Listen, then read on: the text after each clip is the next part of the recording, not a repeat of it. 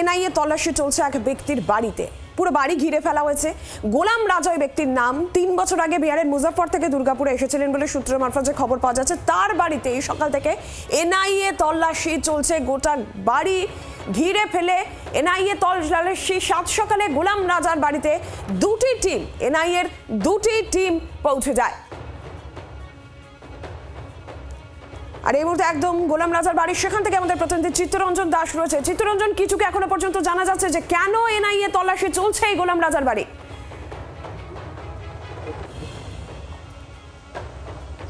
দেখো নীলাঞ্জনা, আমরা যেটা জানতে পেরেছি এটা হচ্ছে দুর্গাপুর 13 নম্বর ওয়ার্ডের নিউ স্টিল পার্ক, অর্থাৎ মেন গেটের কাছে নিউ স্টিল পার্ক। এখানে বাড়ি রয়েছে একজন, তার বাড়িতে ভাড়া থাকতে গোলাম জামা।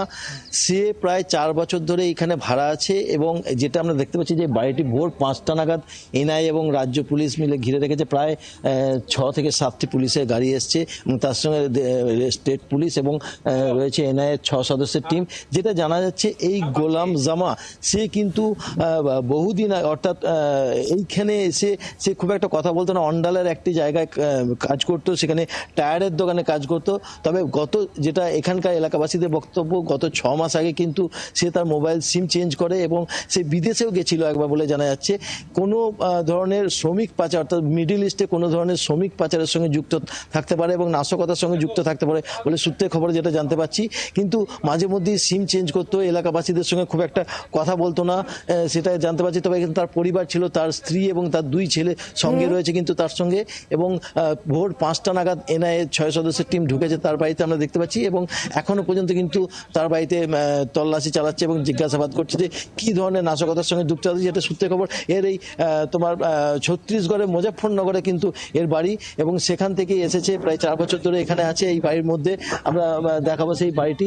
এই বাড়ির মধ্যে একটা ফাঁকা জায়গার মধ্যে আমরা দেখতে পাচ্ছি এই যে গোলাম রাজা মুজাফফরপুর থেকে দুর্গাপুরে এসে থাকছিল 3 বছর ধরে, যেমনটা জানা যাচ্ছে, এই গোলাম রাজাকে কোন সূত্র ধরে আজকে তার বাড়িতে এনআইএ এসেছে, কিছু জানা যাচ্ছে? লেবার সাপ্লাইয়ের কাজ। এটাই বলছি, কোনো পাসপোর্ট 2 নম্বরই পাসপোর্ট বানাতো বলেও খবর পাচ্ছি, অথবা কোনো মিডিল ইস্টে অর্থাৎ মধ্যপ্রাচ্যে কোনো লেবার সাপ্লাই করতো বলে ছিল এবং পাসপোর্ট জালিয়াতির সঙ্গেও যুক্ত ছিল বলে এলাকাবাসীদের বক্তব্য। 6 মাস আগে থেকেই নাকি একে এনআইএ খুঁজছে, অর্থাৎ সে মাঝখানে এখানে বাড়ি ছেড়ে চলে গেছিল এবং তার যে ফোনের সিম, সেই সিম চেঞ্জ করেছে বলেও কিন্তু এলাকাবাসীদের বক্তব্য এখনো পর্যন্ত। তবে এগুলো কিন্তু এলাকাবাসীদের বক্তব্য।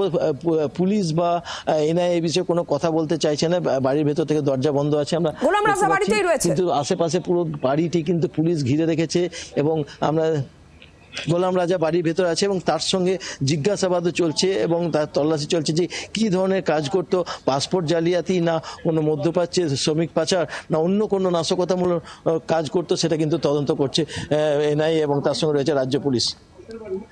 নীলাঞ্জনা, নজর রাখো চিত্তরঞ্জন। স্থানীয়রা কি বলছেন এই গোলাম রাজা সম্পর্কে একবার শুনি। मॉर्निंग वॉक कर रहे थे, देखिए बहुत भीड़ भाड़ है, पुलिस का वैन लगा हुआ है, 5-6 वैन। किसी को कोई खोज रहा है, अब कौन आदमी है हमको नहीं मालूम। उसका ससुर का घर इधर बना हुआ है, उसका ससुर से परिचय, इसके परिचय हमारा नहीं है। पुलिस आया? बिल्कुल पुलिस आया है। हम लोग भी देखते 2-3 साल है, अगला क्या करता है ये नहीं मालूम, उसका नाम भी नहीं जानते हम। ससुर जानते हैं, वो ECL गवर्नमेंट एम्प्लॉय थे, रिटायर कर गए हैं। वहाँ घर बन रहा, उनका भी घर भी इनकम्प्लीट है, पूरा बना भी नहीं। বাংলার আওয়াজ, বাঙালির আবেগ, জি 24 ঘন্টা।